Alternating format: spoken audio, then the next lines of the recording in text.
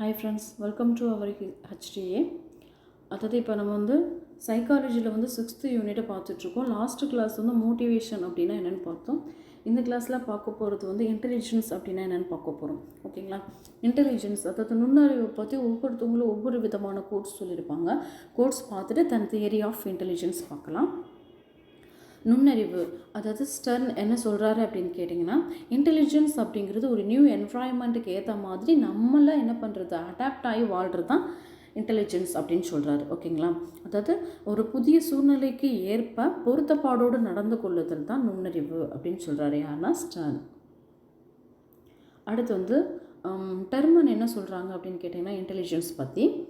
Intelligence அப்படிங்கிறது ஒரு கருத்தியல் சிந்தனை அப்படிங்கிறாங்க. அது என்னங்க கருத்தியல் சிந்தனை அப்படின்னு கேட்டிங்கன்னா, சொற்கள், எண்கள், குறியீடுகள் எல்லாத்தையும் பயன்படுத்தி சிந்திக்கிற ஆற்றல் தான் இந்த கருத்தியல் சிந்தனை. ஓகேங்களா? சொற்கள், குறியீடுகள் எல்லாத்தையும் யூஸ் பண்ணி, எண்கள் எல்லாத்தையும் யூஸ் பண்ணி சிந்திக்கிற ஆற்றல் தான் கருத்தியல் சிந்தனை. அப்போ நுண்ணறிவு இன்டெலிஜென்ஸுங்கிறது ஒரு கருத்தியல் சிந்தனைன்னு யார் சொல்கிறாரு அப்படின்னு கேட்டோன்னா டெர்மன் சொல்கிறாரு. ஓகேங்களா? அதுக்கப்புறம் ஸ்டோடாட் என்ன சொல்கிறாங்க அப்படின்னு கேட்டிங்கன்னா, நுண்ணறிவு அப்படிங்கிறது ஒரு கடினமான சிக்கலான பயனுள்ள செயலை செய்வது அப்படின்னு சொல்கிறாரு. ஓகே. தென் வெக்ஸ்லர் என்ன சொல்கிறாங்க அப்படின்னு கேட்டிங்கன்னா, வெக்ஸ்லர் நுண்ணறிவு அப்படிங்கிறது நோக்கத்தோடு செயல்படுதல், பகுத்தறிவோடு சிந்தித்தல் அப்படிங்கிறாரு.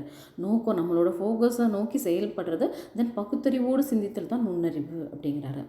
தென் ஆல்பர்ட் பீனே என்ன சொல்கிறாங்க அப்படின்னு கேட்டிங்கன்னா, இன்டெலிஜென்ஸ் அப்படிங்கிறது என்ன மெயினாக அப்படின்னு கேட்டிங்கன்னா, அண்டர்ஸ்டாண்ட் பண்ணிக்கிறது, அதாவது புரிஞ்சுக்கிறது, தென் புதுமை பொழுது நியூ கிரியேஷன்ஸை உருவாக்குறது தான் இன்டெலிஜென்ஸ் அப்படின்னு யார் சொல்கிறாங்க அப்படின்னு கேட்டிங்கன்னா, ஆல்பர்ட் பீனே சொல்கிறாரு. தென் அடுத்து பார்க்க போகிறது என்ன பார்க்க போகிறோம், தியரிஸ் ஆஃப் இன்டெலிஜென்ஸ், அதாவது தியரி ஆஃப் இன்டெலிஜென்ஸ். இப்போ பார்த்ததெல்லாம் நுண்ணறிவை பற்றின கோட்ஸ் யார் என்னென்ன சொன்னாங்க அப்படிங்கிற மாதிரி பார்த்தோம். தென் அடுத்து பார்க்க போகிறது நுண்ணறிவு கொள்கைகள் யார் இன்ட்ரடியூஸ் பண்ணாங்க, அது யார் என்ன விதமாக எக்ஸ்போஸ் பண்ணியிருக்காங்க அப்படிங்கிறத பற்றி பார்க்க போகிறோம். ஃபஸ்ட்டு பார்க்க போகிறது ஒற்றை காரணி கோட்பாடு. ஓகேங்களா? ஒற்றை காரணி கொள்கை அல்லது என்ன சொல்லலாம், முடியரசு கொள்கை அப்படின்னு சொல்லலாம். இதை யார் கொண்டு வந்தா அப்படின்னு கேட்டால் ஆல்பர்ட் பீனே கொண்டு வந்தாங்க. இவர் எந்த நாட்டை சேர்ந்தவர் அப்படின்னு கேட்டிங்கன்னா, பிரெஞ்சு நாட்டை சேர்ந்தவர். அது யூனிட்டரி ஆர் மோனார்கி தியரி அப்படின்னு சொல்லலாம். ஓகேங்களா? மோனார்கி அப்படின்னாலே நமக்கு தெரியும், என்ன தெரியும், முடியரசு அப்படின்னாலே ஒரு அரசர் இருப்பார். அரசருக்கு கீழே அரசருக்கு கட்டுப்பட்டு தான் யார் இருப்பாங்க, மக்கள் இருப்பாங்க. அதே போல் பலதரப்பட்ட செயல்களை இயக்கிறதுக்கு ஒரே ஒரு பொதுத்திறன் தான் இருக்குது அப்படின்னு சொல்கிறார். ஓகேங்களா? ஒரே ஒரு பொதுத்திறன் தான் இருக்குது அப்படின்னு சொல்கிறாங்க. எதுலன்னு கேட்டிங்கன்னா, இந்த மோனார்கியில் பீனே சொல்கிறாங்க. எல்லா செயல்களையும் கண்ட்ரோல் பண்ணுறதுக்கு, தென் அதை இயக்கிறதுக்கு ஒரே ஒரு திறன் தான் இருக்குது, பொது திறன் தான் இருக்குது அப்படின்னு சொல்கிறாங்க இந்த மொனார்கியில். ஓகேங்களா? தென் அடுத்து பார்க்க போகிறது இரட்டை காரணி கோட்பாடு, அதாவது சமரச கொள்கை அப்படின்னு சொல்லலாம். இது சொன்னவர் யார் அப்படின்னு கேட்டிங்கன்னா, ஸ்பியர்மேன். எப்போனா 1904. அவங்க எப்படி சிங்கிள் ஃபேக்டர் சொன்னாங்களோ அதே போல் இவர் என்ன சொல்கிறாங்கன்னா, டபுள் ஃபேக்டர், அதாவது டபுள் ஃபேக்டர், அதாவது 2 ஃபேக்டர்ஸ் சொல்கிறாரு. அதாவது இன்டெலிஜென்ஸை 2 ஃபேக்டராக பிரிக்கலாம், சிங்கிள் ஃபேக்டர் கிடையாதுங்க, 2 ஃபேக்டர் இருக்குது அப்படின்னு யார் சொல்கிறா அப்படின்னு கேட்டிங்கன்னா, ஸ்பியர்மேன் சொல்கிறாரு. ஃபஸ்ட்டு ஒன்று ஜென்ரல் ஃபேக்டர், தென் ஸ்பெஷல் ஃபேக்டர், அதாவது பொது காரணி, சிறப்பு காரணி.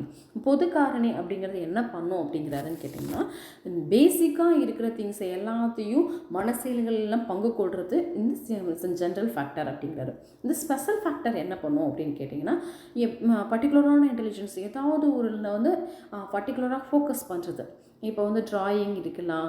ஓகேங்களா? அவங்களுக்கு என்னது ஸ்பெஷலாக ஏதாவது ஒரு க்ரியேட்டிவிட்டிஸ் கிராஃப்ட் பண்ணுறதா இருக்கலாம். அந்த மாதிரி ஸ்பெஷல் கேரக்டர்ஸ் எல்லாத்தையும் ஃபோக்கஸ் பண்ணுறது இந்த ஸ்பெஷல் ஃபேக்டர் அப்படின்னு சொல்கிறாங்க. அதாவது நாட்டங்களையும் சிறப்பு திறன்களையும் கண்ட்ரோல் பண்ணுறது இந்த ஸ்பெஷல் ஃபேக்டர் அப்படிங்கிறாரு. ஓகேங்களா? தென் மன வயது அப்படிங்கிறத அதாவது இன்ட்ரடியூஸ் பண்ணவர் யார் அப்படின்னு கேட்டிங்கன்னா, பீனே தான் கொண்டு வந்திருப்பாங்க. எப்போன்னு கேட்டிங்கன்னா 1908. தென் அடுத்து பார்க்க போகிற தியரி என்ன தியரி அப்படின்னு கேட்டிங்கன்னா, குழுக்காரணி அப்படின்னு சொல்லலாம், அதாவது குரூப் ஃபேக்டர் அப்படின்னு சொல்லலாம். ஓகேங்களா? ஃபஸ்ட்டு பீனே என்ன சொன்னாங்க, சிங்கிள் ஃபேக்டர் தான் இருக்குது அப்படின்னாங்க. அடுத்து ஸ்பியர்மேன் இல்லை 2 டபுள் ஃபேக்டர் இருக்குது அப்படின்னு சொன்னாங்க. இவர் தஸ்டன் என்ன சொல்கிறாங்க அப்படின்னு கேட்டிங்கன்னா, இல்லைங்க அது ஒரு குழு காரணி இல்லை காரணி பகுப்பு அப்படின்னு சொல்லலாம் அப்படிங்கிறாரு. ஓகேங்களா. அது என்னங்க குழு காரணி அப்படின்னு கேட்டிங்கன்னா குரூப்பாக இருக்கும். இப்போ வந்து ட்ராயிங் பண்ணுறாங்க, அதுக்குரிய செயல்கள் எல்லாம் ஒரு பல்லாயிரக்கணக்கான திறன்கள்லாம் அடங்கி ஆற்றலாம் அடங்கி ஒரு குரூப்பாக இருக்கும். அதே போல் அவங்களுக்கு வந்து என்னது ஸ்பீச்சில் நல்ல இன்வால்மெண்ட் இருக்குது அப்படின்னா அந்த ஸ்பீச்சுக்குரிய திறன்கள் எல்லாம் ஒரு குரூப்பாக இருக்கும் அப்படின்னு யார் சொல்கிறா அப்படின்னு கேட்டிங்கன்னா தஸ்டன் சொல்கிறாங்க. அதாவது பல்லாயிரக்கணக்கான சிறு சிறு ஆற்றல்களும் ஒவ்வொரு குரூப்பாக அடங்கியிருக்கும் அப்படின்னு சொல்கிறாரு. அதில் எத்தனை ஃபேக்டர் சொல்கிறாங்க அப்படின்னு கேட்டிங்கன்னா இவர் வந்து ஒரு 13 திறனை சொல்கிறாரு. அடிப்படை திறன்கள் 7னா அந்த 7 திறனும் ஒரு குரூப்பாக இருக்கும், அதில் பல்லாயிரக்கணக்கான ஆற்றல் இருக்கும் அப்படிங்கிறாரு. அதே போல் துணைத்திறன்கள் வந்து 6 சொல்கிறாரு. இந்த 6 இருக்குன்னா இது ஒவ்வொன்றுலேயும் என்ன இருக்கும், பல்லாயிரக்கணக்கான ஆற்றல்கள் இருக்கும் அப்படியே குரூப்பாக அப்படின்னு சொல்கிறாரு. யாருன்னா தஸ்டன் சொல்கிறாங்க. தஸ்டன் வந்து ஒரு அமெரிக்கன். தென் இப்போ வந்து அவர் தஸ்டன் சொல்லும் பொழுது மொத்தம் எவ்வளோ சொல்லியிருந்தாங்கன்னு கேட்டிங்கன்னா 7 அடிப்படை திறன்கள் சொல்லியிருந்தாங்க. பட் ஆனால் இப்போ வந்து 9 அடிப்படை திறன்களாக மாற்றம் செய்யப்பட்டுள்ளது அப்படின்னு சொல்கிறாங்க. ஓகேங்களா. இப்போ ஒவ்வொரு ஃபேக்டர்னால் என்ன, இப்போ அதாவது பேசிக் ஃபேக்டர்ஸ் மொத்தம் 7 சொல்லியிருக்காங்களே தஸ்டன், அதுனா ஒன்று பற்றி பார்த்துடலாம். தென் அந்த அடிஷ்னலாக வந்து 2 ஃபேக்டர் பற்றியும் இப்போ பார்க்கலாம். ஃபஸ்ட்டு பார்க்க போகிறது வந்து சொல்திறன், அதாவது வெர்பல் ஃபேக்டர் அப்படின்னா என்னன்னு கேட்டிங்கன்னா ஒரு லெட்டர்ஸை வெர்பல் அப்படின்னாலே பேசுகிறது தான். ஓகேங்களா. வெர்பல் ரீசனிங் அப்படின்னாலேவும் பேசுகிறது. அந்த சொற்களை வந்து புது கருத்து பண்பை உணர்ந்து எந்த இடத்துல பயன்படுத்தலாம் அப்படிங்கிற ஆற்றல் தான் சொல்திறன். ஓகேங்களா. சொல் வேகம் அப்படின்னு கேட்டால் வேர்டு ஃப்ளூயன்சி வந்து வேகமாக ஒரு தனி சொற்களை வந்து நினைக்கவும் அதை பயன்படுத்தக்கூடிய ஆற்றல். டக்குன்னு எடுத்தோன்னே என்னாகும் இந்த இடத்துல, அதாவது சொல்திறன் அப்படின்னா என்னென்னு கேட்டிங்கன்னா அதோட கருத்தை உணர்ந்து அந்த இடத்துல பயன்படுத்துறது. சொல் வேகம் அப்படின்னு கேட்டால் அதோட ஃபாஸ்ட்டாக என்ன பண்ணுறது, இந்த இடத்துல இந்த சொல் வரும் அப்படின்ற மாதிரி யோசிச்சு பண்ணுறது. ஓகேங்களா. தென் அடுத்து பார்க்க போகிறது நியூமெரிக்கல் ஃபேக்டர். என்ன ஆற்றல், அது என்னங்க நியூமெரிக்கல் ஃபேக்டர் அப்படின்னு கேட்டிங்கன்னா அடிப்படை கணித செயல்முறைகளை வேகமாக செய்யக்கூடிய ஆற்றல். இப்போ பார்த்தீங்கன்னா லாஸ்ட்டாக ஒரு பொட்டி கடையில் போய் பார்த்தீங்கன்னு வச்சுக்கோங்களேன், பொட்டி கடையில் இருக்க அம்மாவுக்கோ அந்த ஐயாவுக்கோ படிக்கவே தெரியாது. பட் நம்ம எவ்வளோ ஜாமான் வாங்கினாலும் சரி கையை வச்சு இப்படின்னு டக்குன்னு கால்குலேட் போட்டுருவாங்க. நம்ம அதை 5 நிமிஷமாக யோசித்து அதுக்குரிய அமௌண்ட்டை நம்ம இவ்வளோ தான் வருது அப்படின்னு சொல்லுவோம். ஆனால் அவங்க அவ்வளோ ஃபாஸ்ட்டாக இருப்பாங்க. அது என்னென்னா அவங்களோட ப்ராக்டிஸ். ஓகேங்களா. தென் வந்து இந்த நியூமெரிக்கல் ஃபேக்டர் அப்படிங்கிறது வந்து அடிப்படை கணித செயல்முறைகளை வேகமாகவும் சரியாகவும் செய்கிற ஆற்றல் தான் இது. தென் அடுத்து பார்க்க போகிறது இட ஆற்றல், அதாவது ஸ்பேஸ் ரிலேஷன்ஸ் அப்படின்னு சொல்லலாம். ஓகேங்களா.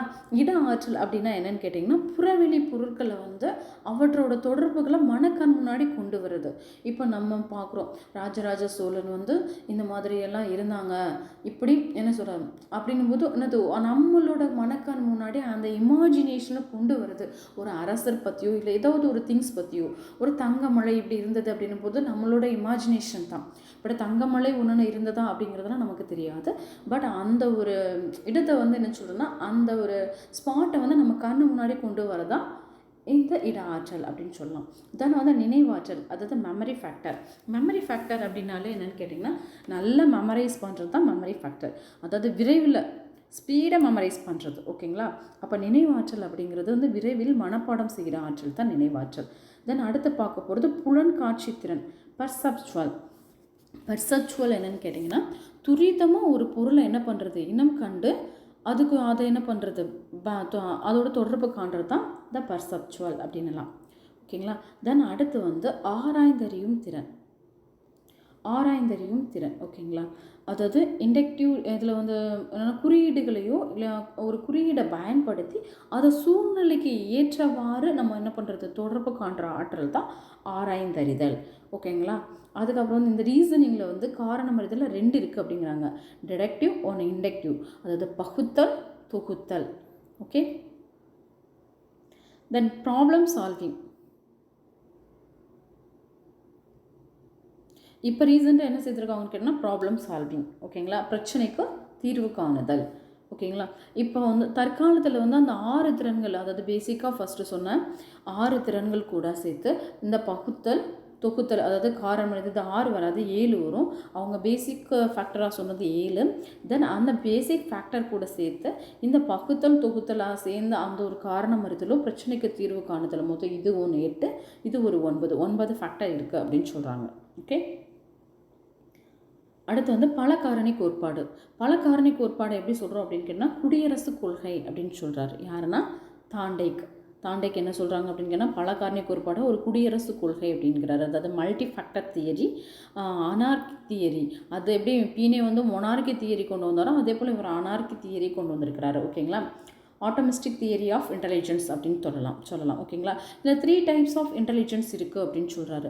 3 டைப்ஸ் என்னென்ன அப்படின்னு கேட்டிங்கன்னா, ஒன்று வந்து சமூக நுண்ணறிவு, தென் பொய்யியல் சார்ந்த நுண்ணறிவு, கருத்தியல் நுண்ணறிவு. ஓகே. இப்போ சமூக நுண்ணறிவில் வந்து என்ன சொல்கிறாங்கன்னு கேட்டிங்கன்னா ஒரு 4 ஃபேக்டர் இருக்குது. அது என்ன அப்படின்னு பார்த்தீங்கன்னா இதுதான் ஷார்ட்கட் CAVD அப்படின்னு போட்டிருக்காங்க. சி அப்படின்னா கம்ப்ளீஷன். ஒரு இதை எடுத்தோம்னா அது வந்து எனக்கு முடிக்கிற திறன். தென் அரித்மேட்டிக் கணித்தல்.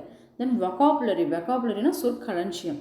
தென் டைரக்ஷன் தீர்மானித்தல் அல்லது கட்டளைகளை செயல்படுத்துதல், நிறைவேற்றுதல், செயல்படுத்துதல் அப்படின்னு சொல்லலாம். தென் அடுத்து பார்க்க போகிறது வந்து பொய்யியல் சார்ந்த நுண்ணறிவு, தென் கருத்தியல் நுண்ணறிவு. ஓகேங்களா. தென் இந்த நுண்ணறிவு சோதனையில் வந்து ஒரு 4 பகுதிகளை சொல்கிறாரு. ஓகேங்களா. அந்த 4 பகுதிகள் இது மேபி கொஸ்டின்ஸில் கேட்கலாம், ஆல்ரெடி கேட்டிருக்காங்க. அதாவது எப்படி கேட்பாங்க அப்படின்னு கேட்டிங்கன்னா தாண்டேக்கோட நுண்ணறிவு சோதனையில் எத்தனை பகுதிகளை கொண்டது அப்படின்னு கேட்கலாம். இது தாண்டேக்கோட சோதனை தான். தாண்டேக்கோட நுண்ணறிவு சோதனை வந்து எத்தனை பகுதிகளை கொண்டது அப்படின்னு கேட்டிங்கன்னா 4 பகுதிகள் கொண்டது. அந்த 4 பகுதிகள் என்னென்ன அப்படின்னு கேட்டிங்கன்னா அளவு, அதாவது லெவல், தென் ரேஞ்ச், தென் ஏரியா, வேகம். ஓகே. லெவல் அப்படின்னு பொழுது அளவு, வீச்சு, பரப்பு, வேகம். இந்த 4 பகுதிகளையும் கொண்டு தான் தாண்டேக்கோட சோதனை, நுண்ணறிவு சோதனை அப்படின்லாம்.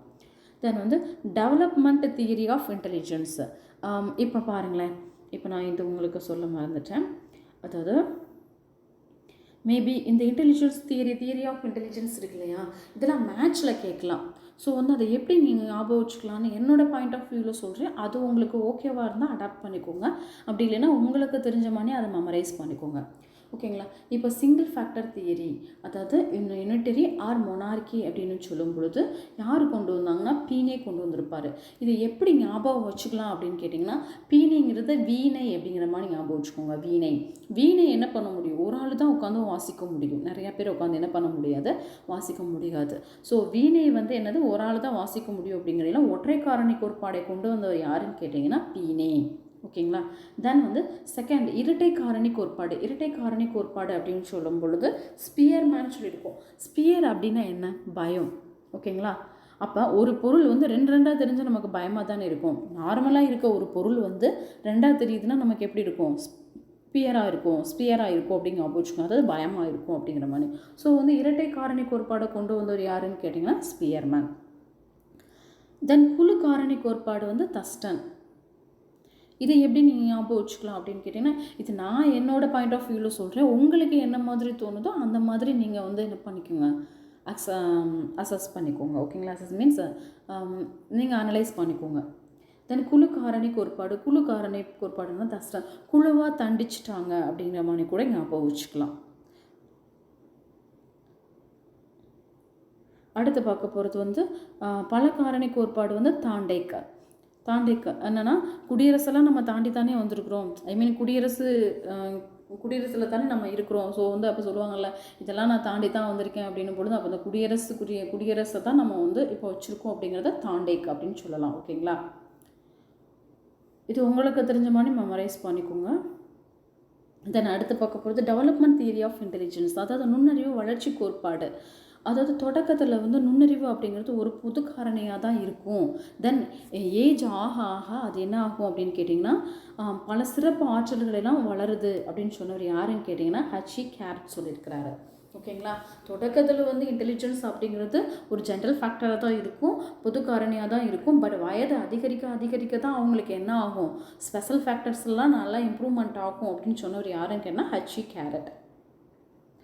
தென் அடுத்து வந்து சிரில் பாட் வெர்னர் நுண்ணறிவு ஹைராரிக்கல் கோட்பாடு அப்படின்னு சொல்லலாம். அதாவது வெர்னர்ஸ் ஹைராரிக்கல் தியரி அப்படிங்கிறதுனாலே நான் ஆல்ரெடி சொன்னேன், படிநிலை அப்படின்னாலே ஸ்டெப் பை ஸ்டெப்பாக தான் போகும்.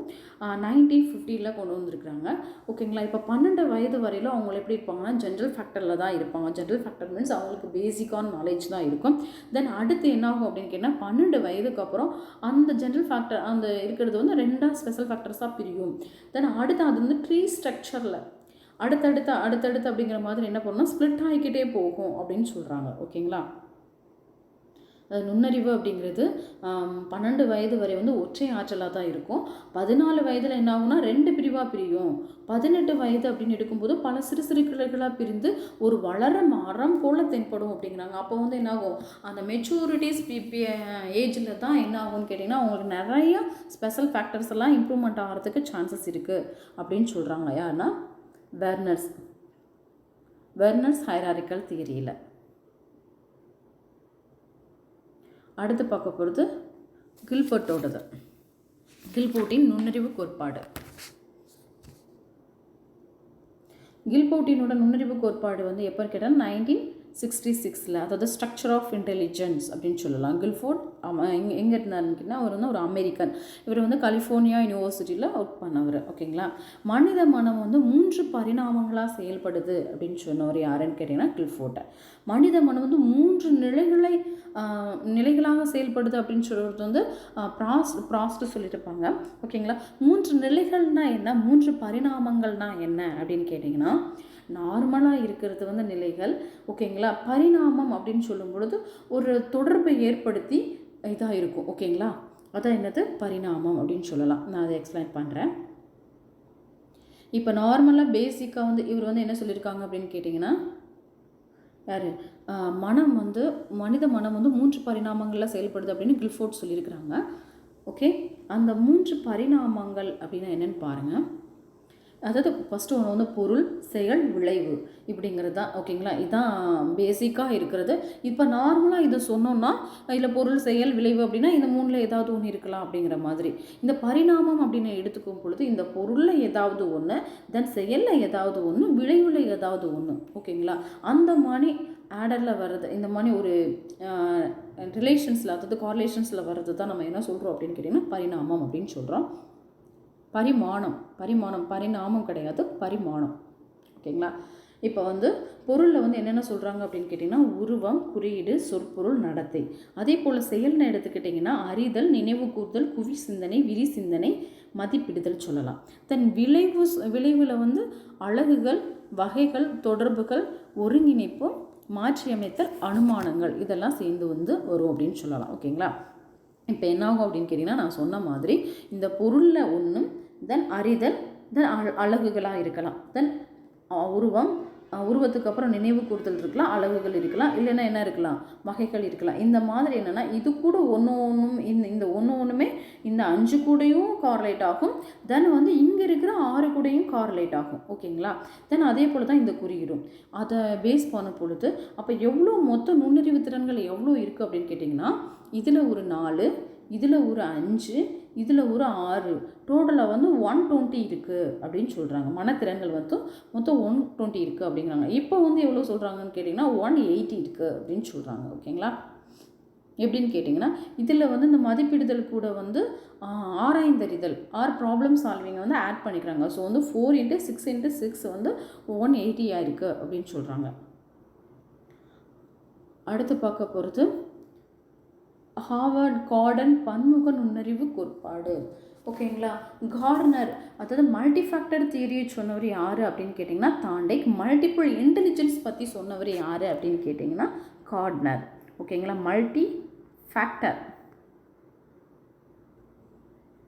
மல்டிஃபேக்டரை பற்றி சொன்னவர் யாருன்னு கேட்டிங்கன்னா தாண்டைக். தென் வந்து மல்டிபிள் இன்டெலிஜென்ஸ் பற்றி சொன்னவர் வந்து கார்டனர்.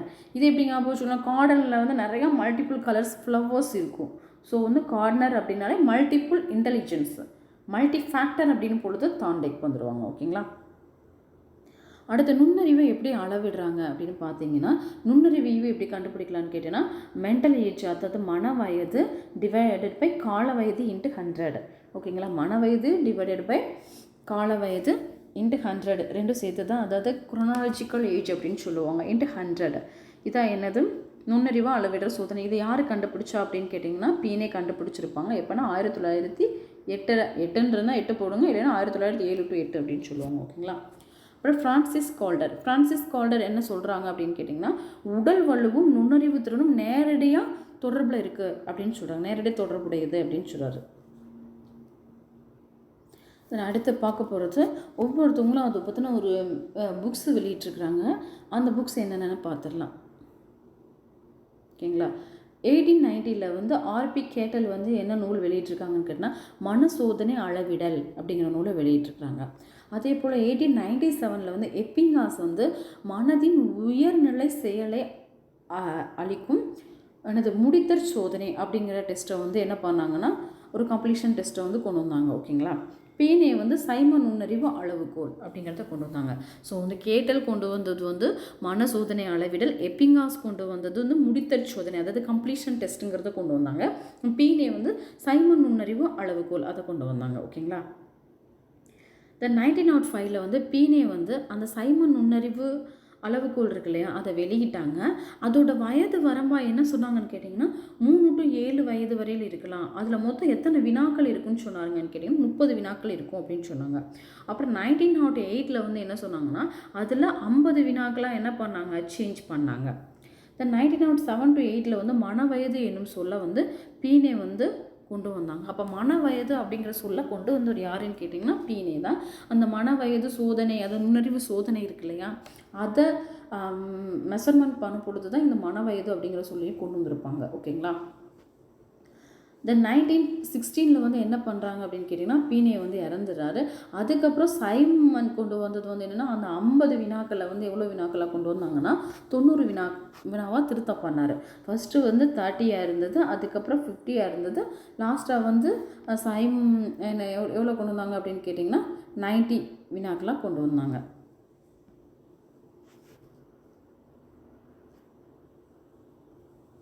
அப்போ 1960 வந்து மொரில் revised the scale age. Already நம்ம ஸ்கேல் ஏஜ் என்ன பார்த்தோம்னு கேட்டிங்கன்னா 3 to 7 பார்த்தோம். இதை வந்து என்ன சொல்கிறாங்கன்னு கேட்டிங்கன்னா ஸ்கேல் ஏஜ் வந்து 2 to 22 வரையிலும் என்ன பண்ணிட்டாங்க, கொண்டுட்டு வந்துட்டாங்க. தென் வந்து 1961 வந்து 129 வினாக்களாக என்ன பண்ணாங்க, மாற்றினாங்க. அந்த 90 வினாக்களை வந்து என்ன பண்ணாங்க, 129 மாற்றினாங்க. இந்த நுண் சோதனை வந்து ஸ்டான்ஃபோர்டு நுண் சோதனை அப்படின்னு சொல்கிறாங்க. ஸ்டான்ஃபோர்டு நுண் சோதனையோட ஏஜ் லிமிட்டேஷன் பார்த்தீங்கன்னா 2 to 14 வரையிலும். இப்போ நவீன உளவியல் சோதனையின் தந்தை அப்படின்னு சொன்னீங்க யாரை சொல்லலாம் அப்படின்னு கேட்டிங்கன்னா ஆல்பர்ட் பீனேவை சொல்லலாம். தென் நுண்ணறிவின் தந்தை அப்படின்னும் ஆல்பர்ட் பீனேவை சொல்லலாம். ஓகேங்களா? மாடர்ன் சைக்காலஜி டெஸ்ட்டு கொண்டு வந்தவர் யார் அப்படின்னாலும் பீனே தான். நுண்ணறிவின் தந்தை அப்படின்னு கேட்டாலும் பீனே தான்.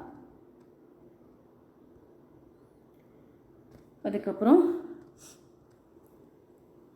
WAIS அப்படின்னு சொல்லுவோம், ஐஎஸ் அப்படின்னு சொல்லுவோம். இது எப்போ வந்தது அப்படின்னு கேட்டால் 1944 அப்படின்னா என்னன்னு கேட்டால் வெஸ்லர் அடல்ட் இன்டெலிஜென்ட் டெஸ்ட் அப்படின்னு சொல்லலாம்.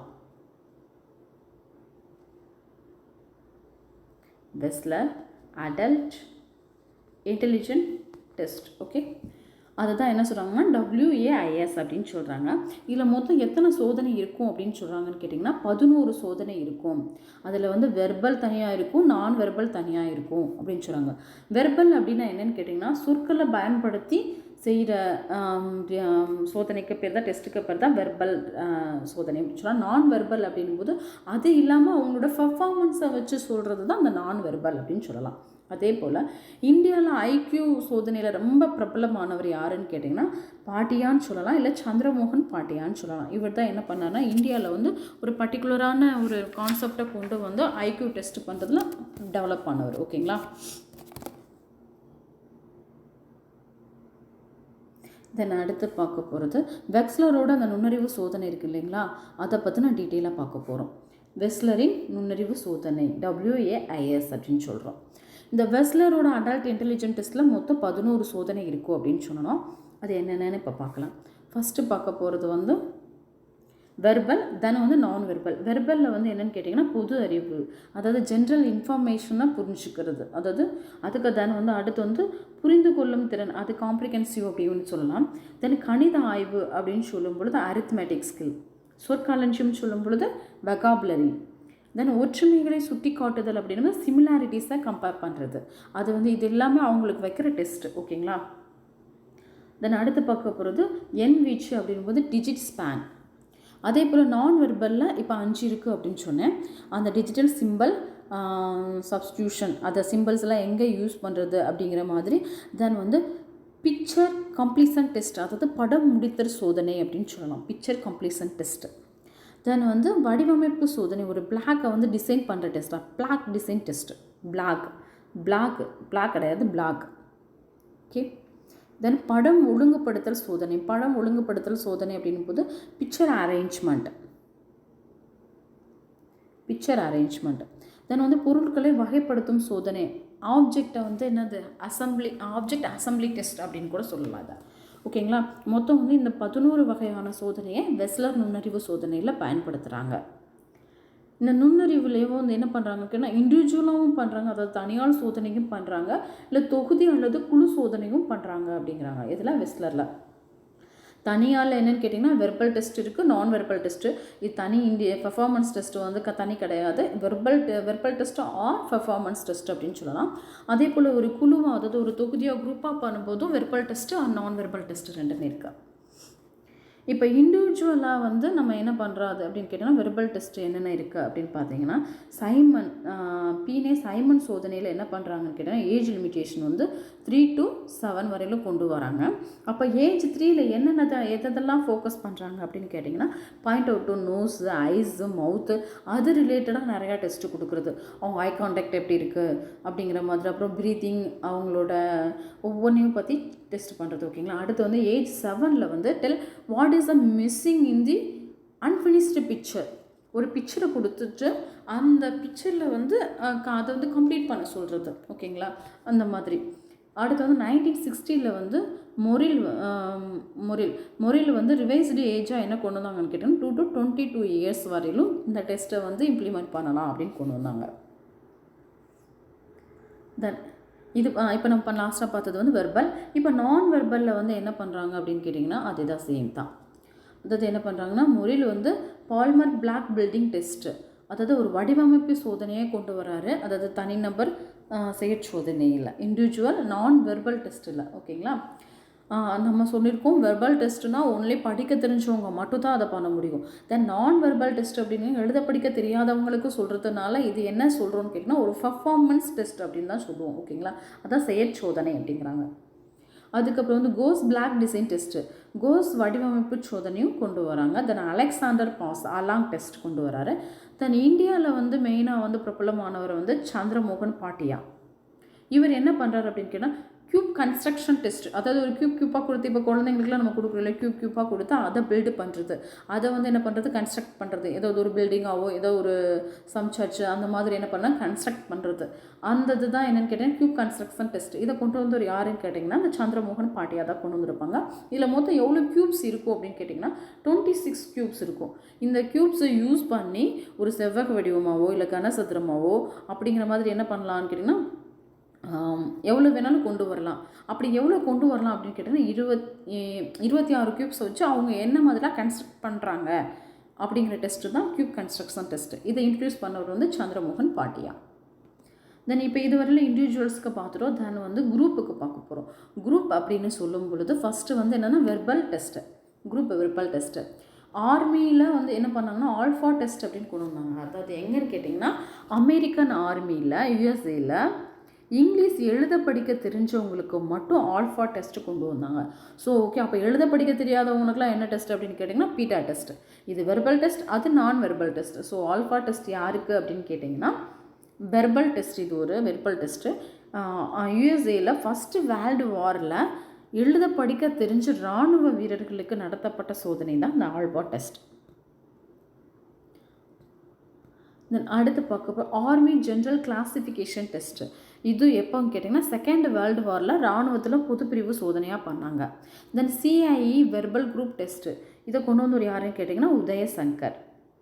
அப்புறம் பிரயாக் மேத்தாவோட குரூப் இன்டெலிஜென்ட் டெஸ்ட்டு. இது எல்லாமே எதுக்குரிய டெஸ்ட் அப்படின்னு கேட்டிங்கன்னா ஒரு குரூப்பாக செய்கிற, அதாவது நான் வெர்பல் டெஸ்ட். ஓகேங்களா. ஒரு குரூப்புக்கு செய்கிற வெர்பல் டெஸ்ட். அடுத்து பார்க்க போகிறது ஒரு குரூப்புக்கு நான் வெர்பல் டெஸ்ட் என்னென்னலாம் பண்ணுறாங்க அப்படிங்கிற மாதிரி பார்க்க போகிறோம். நான் ஆல்ரெடி சொன்னேன் இல்லையா, யுஎஸ்ஏயில் வந்து என்ன பண்ணாங்க, இராணுவ வீரர்களுக்கெல்லாம் எழுத படிக்க தெரிஞ்சவங்களுக்குலாம் ஆல்பா டெஸ்ட் பண்ணாங்க. எழுத படிக்க தெரியாதவங்களுக்குலாம் என்ன டெஸ்ட் பண்ணாங்கன்னு கேட்டிங்கன்னா பீட்டா டெஸ்ட் பண்ணாங்க. Then difference between performance test and அதாவது என்னென்னு கேட்டிங்கன்னா இந்த பெர்ஃபார்மன்ஸ் டெஸ்ட் அப்படிங்கிறது வந்து யாருக்கு யூஸ் பண்ணலாம் அப்படின்னு கேட்டிங்கன்னா இண்டிவிஜுவல்ஸ்க்கு யூஸ் பண்ணலாம். பட் ஒரு குரூப்புக்கு வந்து அவங்களோட பெர்ஃபார்மன்ஸை வந்து கண்டுபிடிக்கிறது வந்து கஷ்டம். ஓகேவா? ஸோ பெர்ஃபார்மன்ஸ் டெஸ்ட்டுங்கிறது இண்டிவிஜுவலுக்கு, நான் வெர்பல் டெஸ்ட் அப்படிங்கிறது ஒரு குரூப்புக்கு பண்ணுறாங்க. தென் சிகாகோ நான் வெர்பல் டெஸ்ட், இது எல்லாமே என்னென்னு கேட்டிங்கன்னா ஒரு குரூப்புக்கு பண்ணுற நான் வெர்பல் இன்டெலிஜென்ட் டெஸ்ட் அப்படின்னு சொல்லலாம்.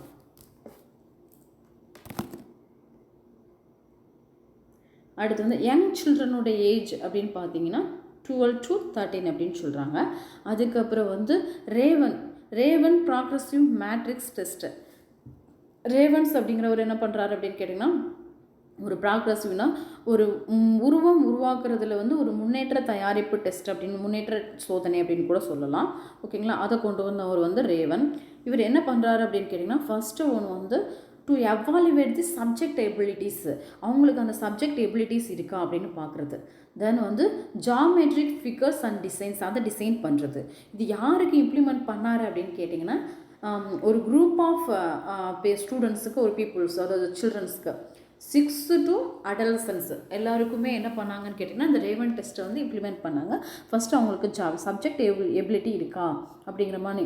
இந்த ரேவன் டெஸ்ட்டில் வந்து ஒரு மேட்டர்ஸை வந்து க்ரியேட் பண்ணுறது தான், அதாவது உருவாக்குறது தான், இல்லை தயாரிக்கிறது தான். அப்படின்னா அவங்கக்கிட்ட சில பர்டிகுலரான ஒரு திங்ஸை கொடுத்துட்டு அதை வச்சு என்ன பண்ணுறது, ஒரு ஸ்கொயர் சேஃபாகவோ இல்லை வந்து சர்க்கிள் சேஃபாகவோ அந்த மாதிரி அவங்கள வந்து என்ன பண்ண சொல்கிறது, டிசைன் பண்ணுறது தான் இந்த ரேவன் உருவம் தயாரிப்பு டெஸ்ட் அப்படின்னு சொல்லலாம், சோதனைன்னு சொல்லலாம். அடுத்து நம்ம ஆல்ரெடி பார்த்தோம்ல சிஐஇ, அது நான் வெர்பல் டெஸ்ட்டு. அதான் அளவிடுற முறைகளை பற்றி பார்க்க போகிறோம். இந்த நுண்ணறிவு ஈவு அப்படிங்கிறது ஆல்ரெடி நம்ம பார்த்தோம். மன வயது டிவைடட் பை கால வயது இன்ட்டு 100. இது எப்போனா மாதங்களில் தான் கால்குலேட் பண்ணுவாங்க. யாருன்னா ஸ்டன் பண்ணார். அதாவது இதை கண்டுபிடிச்சவர் யாருன்னு கேட்டால் பிஎன்ஏ தான் கண்டுபிடிச்சார். இந்த சிஐவியில் எப்படி நான் வெர்பல் டெஸ்ட்டை இம்ப்ளிமெண்ட் பண்ணுறாங்க அப்படிங்கிறத பற்றி பார்க்குறோம். ஓகேங்களா? இவர் என்ன சொல்கிறாங்கன்னு கேட்டால் மெயினாக வந்து ஆக்கச்சிந்தனை அப்படின்னு சொல்கிறாங்க. ஆக்கச்சிந்தனை, ஒரு கிரியேஷனை உருவாக்கணும் அப்படின்னா, அதாவது ஒரு நியூவாக ஏதாவது ஒரு திங்ஸை உருவாக்கணும் அப்படின்னும் பொழுது என்னென்ன தேவை அப்படின்னு சொல்கிறாங்கன்னு கேட்டால், குவி சிந்தனையும் தேவை, விரி சிந்தனையும் தேவை அப்படிங்கிறாரு. அது என்னங்க குவி சிந்தனை விரி சிந்தனை அப்படின்னு கேட்டிங்கன்னா, அதாவது குவி சிந்தனை அப்படிங்கிறது ஃபோக்கஸ் பண்ணுறது. ஓகேங்களா?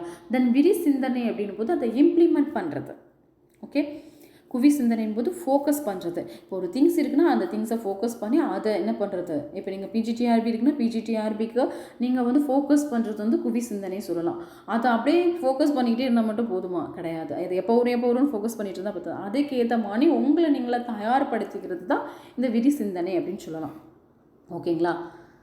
இதில் வந்து என்ன அப்படின்னு கேட்டிங்கன்னா, இந்த குவி சிந்தனைக்கு கண்டிப்பாக நுண்ணறிவு தேவை. எஸ், இப்போ நீங்கள் பிஜிடிஆர்பி வருதுன்னா என்னென்ன டாபிக் மட்டும் படித்தா போதும், இதிலிருந்து தான் நிறைய கொஷின்ஸ் கேட்குறாங்க அப்படிங்கிற மாதிரி நீங்கள் அனலைஸ் பண்ணுறது. ஸோ வந்து இதை வந்து என்னென்னா நுண்ணறிவு சோதனை அப்படின்னு சொல்கிறோம், இல்லைன்னா செங்குத்து சோதனை அப்படின்னு சொல்லுவோம். ஓகேங்களா? ஓகேங்களா? அதாவது ஹரிசாண்டல் இன்டெலிஜென்ஸ் அப்படின்னு சொல்லலாம். தென் ஆக்கத்திறனுக்கு வந்து என்ன தேவைன்னு கேட்டால் விரி சிந்தனை தேவை. இது வந்து பக்கவாட்டு சிந்தனை அப்படின்னு சொல்கிறோம்.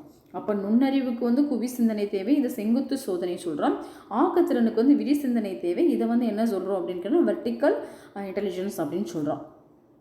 கிரஹாம் வாலஸோட கருத்துப்படி அந்த ஆக்க சிந்தனையோட படிநிலைகள் வந்து நம்ம ஆக்க சிந்தனை வந்து 4 படிநிலைகளை கொண்டது அப்படிங்கிறாரு. அது என்னென்ன அப்படின்னு பார்த்தீங்கன்னா, ஃபர்ஸ்ட் ஆயத்த நிலை, ப்ரிப்பரேஷன், தென் உள் வளர்ச்சி, இன்குபேஷன், விளக்கம் பழிச்சிடல், அதாவது இலுமினேஷன்ஸ் ஆர் இன்சைடர், சரிபார்த்தல், வெரிஃபிகேஷன். ஓகேங்களா? அதாவது ஆக்க சிந்தனைன்னா நான் சொன்னேன், ஒரு இதில் வெற்றி அடைகிறது, ஏதாவது ஒரு நியூ கிரியேஷன்ஸை உருவாக்குறது, அதுதான் என்னதுன்னு கேட்டிங்கன்னா ஆக்க சிந்தனை அப்படின்னு சொல்லலாம். அதுக்கு வந்து இந்த 4 படிநிலைகள் இருக்கணும் அப்படின்னு சொன்னார். யாருன்னு கேட்டோன்னா கிரஹாம் வாலஸ் சொல்லியிருக்காங்க. ஃபஸ்ட்டு ஒன்று வந்து என்னது, ப்ரிப்பரேஷன், நம்ம ப்ரிப்பேர் பண்ண ஸ்டார்ட் பண்ணணும். தென் இன்குபேஷன் அப்படின்னா உள் வளர்ச்சி. நம்ம என்னது ப்ரிப்பேர் பண்ண ஸ்டார்ட் பண்ணிட்டோம், இப்போ நான் ஒன்ஸ் வந்து ஃபுல் டாப்பிக்கு கவர் பண்ணிட்டேன் அப்படின்னா, இப்போ நீங்கள் 10 யூனிட்ஸ் இருக்குன்னா 10 யூனிட்ஸை நீங்கள் கவர் பண்ணிட்டீங்கனாலும் அதில் உள்ள என்ன பண்ணும், பொறுமையாக உள் வளர்ச்சி அப்படின்னு பொழுது அதில் என்னென்ன மாதிரிலாம் கொஸ்டின்ஸ் கேட்கலாம் அப்படிங்கிற மாதிரி நீங்களாம் அனலைஸ் பண்ணுறது. தென் விளக்கம் பழிச்சிடல், விளக்கம் படிச்சுட்டு இலுமினேஷன் ஆர் இன்சைட் அப்படின்னு பொழுது அப்போ தான் என்ன ஒன்று தெரியும் உங்களுக்கு அதை பற்றின கான்செப்ட் வந்து உள்வாங்கும். தென் வந்து சரிபார்த்தல், அதை வெரிஃபிகேஷன் பண்ணுறது. ஓகேங்களா, இது எல்லாமே என்னதுன்னா ஆக்க சிந்தனையோட படிநிலைகள். இதை நான் கம்பேர் பண்ணி தான் பிஜிடிஆர்பியில் சொல்லியிருக்கேன். ஓகேங்களா, இது வந்து பேசிக்காக நம்மளோட மைண்ட் செட்டை வச்சு தான் இவர் சொல்லியிருக்கிறாங்க. அதுதான் ஃபஸ்ட்டு ஒன்று வந்து ஒரு ஆக்கத்தை ஒரு இதை வந்து நியூவாக உருவாக்கணும் அப்படின்னு கேட்டிங்கன்னா அவங்களுக்கு ஃபஸ்ட்டு ப்ரிப்பரேஷன் இருக்கணும், தென் இன்குபேஷன் இருக்கணும், தென் வந்து விளக்கம் படிச்சுடல் இதுதான் பண்ண போகிறோம் அப்படிங்கிற ஒரு கிளாரிட்டிஸ் இருக்கணும். தென் வந்து அதை எல்லாத்தையும் செஞ்சு முடிச்சோன்னே அது கரெக்டாக இருக்கா அப்படின்னு செக் பண்ணுறது, வெரிஃபிகேஷன் பண்ணுறது. ஓகேங்களா, தென் கில்பர்ட்டோட ஆக்க சிந்தனை வந்து அறிவுசார் கூறுகள் என்னென்ன அப்படின்னு பார்க்க போகிறோம். பிரச்சனையை பற்றிய நுண்ணறிவு. ஒரு பிரச்சனை உருவாகுது அப்படின்னா அந்த பிரச்சனை எதனால் உருவாகுது அப்படிங்கிற வந்து பற்றின நுண்ணறிவு நமக்கு வந்து இருக்கணும் அப்படிங்கிறாங்க. தென் துரிதமாக சிந்தித்தல். ஓகேங்களா, தென் சிந்தனையில் நிகழ்ச்சி, அதாவது ஃப்ளெக்சிபிளாக என்ன பண்ணணும், நம்ம வந்து நம்மளோட திங்கிங் இருக்கணும் அப்படின்னு சொல்கிறாங்க. ஃப்ளெக்சிபிள் மீன்ஸ் நெகிழ்ந்து போகுது. நிகழ்ச்சி அப்படின்னா என்னென்னு கேட்டிங்கன்னா எதுவாக இருந்தாலும் சரி, கஷ்டமாக இருந்தாலும் சரி, துன்பமாக இருந்தாலும் சரி, நம்ம என்ன பண்ணி போகிறது, ஃப்ளெக்சிபிளாக போகிறது. ஓகேங்களா, தனித்தன்மை கொண்ட புதுமை, அகக்காட்சி தாவல், விடாமுயற்சி, தன்னம்பிக்கை. இது எல்லாமே யாரோடதுன்னா கில்பர்ட்டோட சிந்தனையில் அறிவு சார்ந்த கூறுகள். ஃபஸ்ட்டு 4 சொன்னோம் இல்லையா, அது வந்து கிரஹாம் வாலஸோட கருத்துப்படி அவரோட ஆக்க சிந்தனை படிகள் 4ன்னு பார்த்தோம். இது கில்பர்ட்டோட ஆக்க சிந்தனைகள் அப்படின்னு எடுத்துக்கிட்டிங்கன்னா அவர் எத்தனை சொல்லியிருக்காங்க அப்படின்னு கேட்டிங்கன்னா 7 சொல்லியிருக்காங்க. இது வந்து அறிவுசார் சிந்தனை, ஆக்க சிந்தனைன்னு 2 சொல்கிறாங்க. இப்போ நம்ம பார்த்தது ஃபஸ்ட்டு ஒன்று வந்து பார்த்தது வந்து இந்த அறிவுசார் சிந்தனை, ஆக்க சிந்தனை, அந்த அறிவு சார்ந்த கூறுகள் வந்து 7 சொல்லியிருக்கிறாங்க. அதில் அந்த 7 தான் என்ன அப்படின்னு இப்போ பார்த்தோம். ஃபஸ்ட்டு வந்து பிரச்சனையை பற்றின தீர்வு காணுதல் அப்படின்போது ஒரு பிரச்சனையை பற்றி அனலைஸ் பண்ணுறது, தென் அந்த பிரச்சனையிலேருந்து விடுபடுறதுக்கு நம்ம துரிதமாக சிந்தித்தல், தென் சிந்தனைகள் நிகழ்ச்சி. அந்த சிந்திக்கிற திறமை எப்படி இருக்கணும் அப்படின்னு கேட்டிங்கன்னா நெகிழ்வுத்தன்மையாக இருக்கணும். நெகிழ்வுத்தன்மைனா ஃப்ளெக்சிபிளாக இருக்கணும் அப்படின்னு பொழுது அது கஷ்டமாக இருந்தாலும் சரி, துன்பமாக இருந்தாலும் சரி, எப்போ என்ன பண்ணுறது, நெகிழ்ந்து கொடுத்து போகிறது. ஓகேங்களா, தென் தனித்தன்மை கொண்ட புதுமையாக இருக்கணும். நம்மளோட க்ரியேஷன்ஸ் எப்படி இருக்கணும் அப்படின்னு கேட்டால் இண்டிவிஜுவல்ஸாக இருக்கணும். இண்டிவிஜுவல்ஸ் மீன்ஸ் என்ன சொல்லலாம், ஹைலைட் பண்ணுற மாதிரி இருக்கணும். தென் அகக்காட்சி தாவல். நம்ம என்ன இப்போ ஒரு இது பண்ணிகிட்ருக்கோம் அப்படின்னா இது சரியில்லை அப்படின்னு பொழுது என்ன பண்ணுறது, நம்ம அனலைஸ் பண்ணிக்கிட்டு மாற்றுறது. தென் விடாமுயற்சி, கண்டினியூஸாக என்ன பண்ணிக்கணும், விடாமுயற்சி இருக்கணும். தென் தன்னம்பிக்கை இருக்கணும். இது ஆல் ஆர் நம்ம எதில் இம்ப்ளிமெண்ட் பண்ணிக்கலாம் அப்படின்னு கேட்டிங்கன்னா பிஜிடிஆர்பிலையும் இம்ப்ளிமெண்ட் பண்ணிக்கலாம். ஒரு பிஜிடிஆர்பி எக்ஸாம் எப்படி வருதுன்னா அதை பற்றின அனலைஸ் பண்ணுறது. ஓகேங்களா, அதுக்கு எப்படி நம்மளை தயார்படுத்திக்கிறது அப்படிங்கிறத சிந்திக்கிறது. அதில் லைஃப்பில் நிறையா பிரச்சனை இருக்கலாம், இருந்தாலும் நம்மளோட ப்ரிப்பரேஷனை வந்து என்ன பண்ணுறது, ஒரு ஃப்ளெக்சிபிளாக கொண்டு போகிறது. தென் அதை எப்படிலாம் அந்த கிடைக்கிற டயத்தை யூஸ் பண்ணலாம் அப்படிங்கிற ஒரு என்னது தனித்தன்மை கொண்ட புதுமை. தென் வந்து காட்சி தாவல், நமக்குள்ளே என்ன பண்ணிக்கிறது, அனலைஸ் பண்ணிக்கிறது. இப்படி என்ன சொல்கிறது, குரூப் டிஸ்கஸ் தான் பண்ணணும் அப்படின்னு கிடையாது, நமக்குள்ளே அனலைஸ் பண்ணிக்கிறது. தென் விடாமுயற்சி, கண்டினியூஸாக நம்ம ப்ரிப்பேர் பண்ணுறது. நமக்குன்னு ஒரு தன்னம்பிக்கை இருந்தால் கண்டிப்பாக என்ன பண்ணலாம், ஜெயிக்கலாம். தென் அகத்திறன் பற்றிய சோதனைகளாக எத்தனை சோதனைகள் சொல்கிறாரு அப்படின்னு கேட்டால் கில்பர்ட் வந்து 3 சோதனைகள் சொல்கிறாரு. தலைப்பு தரும் சோதனை, ஒரு ஹெட்டிங்கை கொடுத்துட்டு அதை பற்றி அவங்கள என்ன பண்ண சொல்கிறது, டிஸ்கிரைப் பண்ண சொல்கிறது. தென் கருவ சோதனை, பயன் சோதனை. இந்த 3 சோதனையும் யார் பண்ணுறாங்க அப்படின்னு கேட்டால் கில்பர்ட் வந்து ஆக்கத்திறன் பற்றிய சோதனை, ஆக்கத்திறனுக்காக பண்ணுற சோதனை அப்படின்னு சொல்கிறாங்க. அதே போல் டாரன்ச் என்ன பண்ணி சொல்லியிருக்காங்கன்னா அந்த ஆக்கத்திறனுக்கு வந்து மினசோட்டா சோதனை செய்கிறாரு. இதில் வந்து மொத்தம் எத்தனை ஃபேக்டர்ஸ், அதாவது உருப்படிகள் அப்படின்னு சொல்லும் பொழுது அடுத்தடுத்த ஸ்டெப்பு தான் உருப்படிகள். அதாவது உருப்படிகள் போது அந்த இருக்கிற ஃபேக்டர்ஸை தான் உருப்படிகள் அப்படின்னு சொல்லுவாங்க. 7 மொழி சோதனைகள் இருக்குது, 3 பட சோதனைகள் இருக்குது அப்படிங்கிறாங்க. மொத்தம் எத்தனை கான்செப்ட் இருக்குது அப்படின்னு கேட்டிங்கன்னா 10 கான்செப்ட் இருக்குது அப்படின்னு சொல்கிறாங்க. ஆக்கத்திறனை வளர்க்குற முறைகளை எப்படி வந்து ஆக்கத்திறனை நம்ம வளர்த்துக்கலாம் அப்படின்னு கேட்டிங்கன்னா அதுக்கு சில கான்செப்ட் சொல்லியிருக்கிறாங்க. ஃபஸ்ட்டு வந்து என்னென்னா கண்டறியும் முறை, நமக்கு என்ன வரும் அப்படிங்கிறத கண்டறிகிறது. 2 செயல் திட்ட முறை. செயல் திட்ட முறைனா அதை செய்கிறதுக்கு நம்ம என்னென்னலாம் பண்ணணும் அப்படிங்கிறது. தென் அதில் ஏதாவது ப்ராப்ளம்ஸ் வந்தால் அதை எப்படி சால்வ் பண்ணுறது அப்படிங்கிறது. ஸோ வந்து ஒரு ஆக்கத்திறனை வளர்க்குற முறைகள் அப்படின்னு பொழுது நமக்கு இப்போ ட்ராயிங் வருது அப்படிங்கிறத கண்டுபிடிச்சதுக்கப்புறம் நம்ம என்ன பண்ணுறது, அதை செய்ய ஆரம்பிக்கிறது. இல்லை அதில் ஏதாவது சின்ன சின்ன எரர் வந்துச்சுன்னா அது என்னது, அந்த பிரச்சனையை வந்து எப்படி தீர்த்தல் அப்படிங்கிறத இதை வந்து இம்ப்ளிமெண்ட் பண்ணுறது. ஓகேங்களா, இப்போ கண்டறியும் முறை, செயல் திட்ட முறை, பிரச்சனை தீர்த்தல் முறை, இது 3 வந்து ஆக்கத்திறனை வளர்க்கும் முறைகள் அப்படின்னு சொல்லலாம். அடுத்து வந்து ஆக்கத்திறனை வளர்க்கும் பாட செயல்கள் என்னென்ன அப்படின்னு பார்த்தீங்கன்னா புதுமை பயன்கள் சோதனை. இதை சொன்னவர் யார் அப்படின்னு கேட்டிங்கன்னா மால்ட்ஸ்மேன் சொல்லியிருக்காங்க. தென் ஆக்கத்திறன் அடிப்படையில் சிக்கல் தீர்க்கும் முறைகள் அப்படின்னு பார்த்தீங்கன்னா 5 படிநிலைகளை உருவாக்குனவர் யார் அப்படின்னு கேட்டிங்கன்னா ஆஸ்போன் உருவாக்கியிருக்காரு. தென் கருத்து பொழிவு அப்படின் போது அந்த பிரைன் ஸ்ட்ராமிங் அப்படின்னு சொல்லலாம். கண்டினியூஸாக என்ன சொல்கிறது, நம்மளோட பிரெயினை வந்து ரொட்டீனாக வந்து ஒர்க் பண்ண வைக்கிறது. தென் நுண்ணறிவு சோதனைகளால் அளவிடப்படுவது என்னன்னு கேட்டிங்கன்னா செங்குத்து நுண்ணறிவு.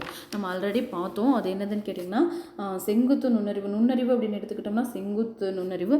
அது ஆக்கத்திறனுக்கு வந்து யூஸ் ஆகிறது வந்து என்னன்னு பார்த்தோம் அப்படின்னு கேட்டிங்கன்னா அதாவது பக்கவாட்டு சிந்தனை அப்படின்னு பார்த்தோம். ஆல்ரெடி பார்த்தோம் இல்லையா? இந்த பாருங்க காட்டுறேன்.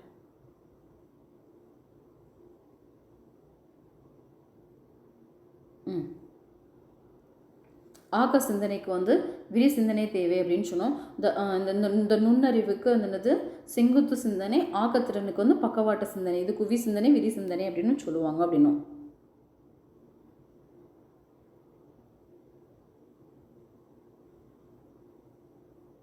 ஓகேவா?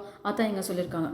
நுண்ணறிவு சோதனையை வந்து அளவிடப்படுவது வந்து செங்குத்து நுண்ணறிவு சோதனை வந்து எதை பேஸ் பண்ணியிருக்கும்னு கேட்டிங்கன்னா நேரத்தை பேஸ் பண்ணி தான் இருக்கும்.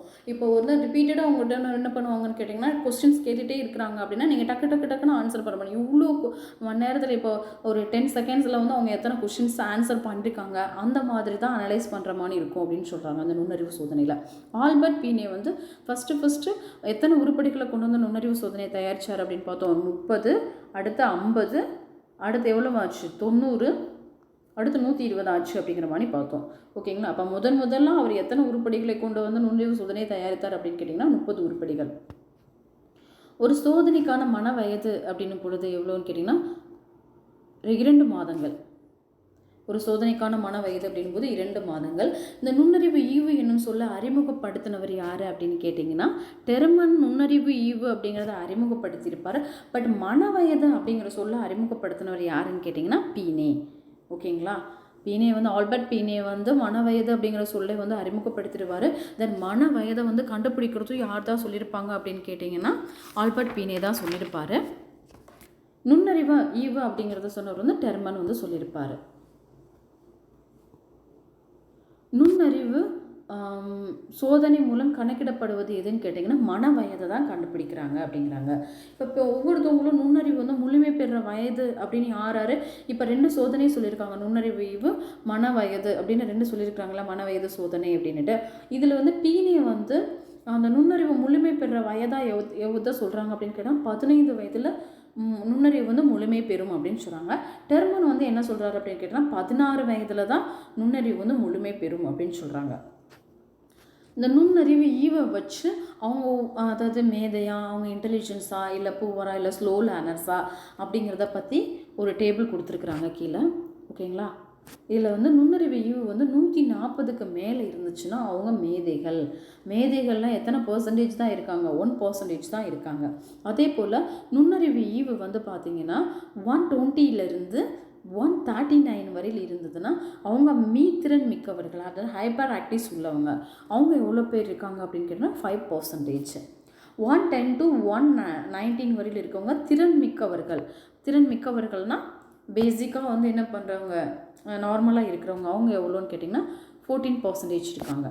தென் வந்து 90 to 109 வந்து சராசரி திறனுடையவர்கள்.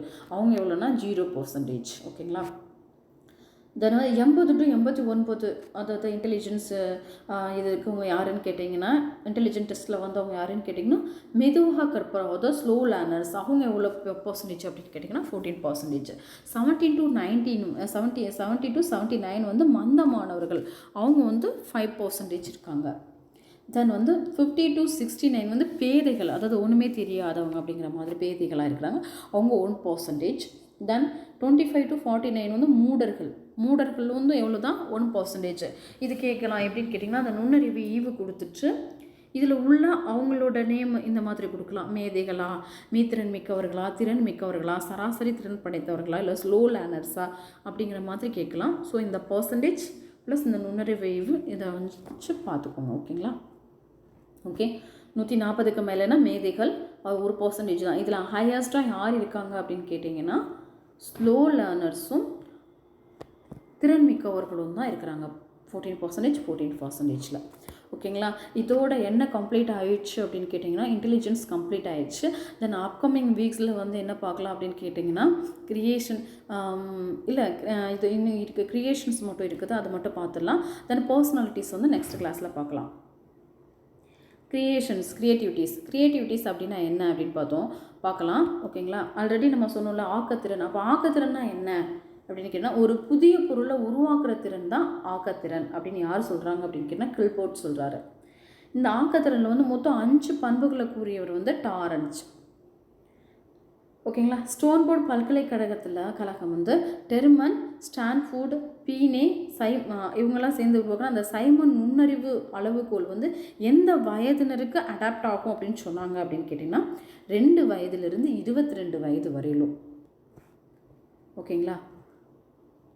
ஆரம்ப பள்ளி மாணவர்களுக்கு என்ன சோதனை பண்ணலாம் அப்படின்னு கேட்டிங்கன்னா பின்க்லர், கன்னிங்ஹாம் நுண்ணறிவு சோதனையை பண்ணுறாங்க. இது வந்து கேட்டல் அண்ட் ரோவான் அவங்களோட இம்ப்ளிமெண்ட் பண்ணி இந்த சோதனையை வந்து ஆரம்ப பள்ளி மாணவர்களுக்கு பண்ணுறாங்க அப்படிங்கிறாங்க. ஒருவன் வந்து எந்த அளவுக்கு கடினமாக செயல்களை செய்கிறானோ அந்த அளவுக்கு அவனோட நுண்ணறிவு அதிகமாக பெற்றிருப்பான் அப்படின்னு சொல்கிறது என்ன சாம்டிஃபோர்டு சொல்கிறாரு. என்ன சொல்கிறாங்கன்னு கேட்டிங்கன்னா ஒருவன் வந்து எந்த அளவுக்கு கடினமான செயல்களை செய்கிறானோ அந்த அளவுக்கு அவனோட நுண்ணறிவு வந்து என்ன பெற்றிருப்பான், நுண்ணறிவு உடையவனாக இருப்பான் அப்படின்னு சொல்கிறாரு. யாருன்னா சாம்டிஃபோர்டு. ஓகேங்களா.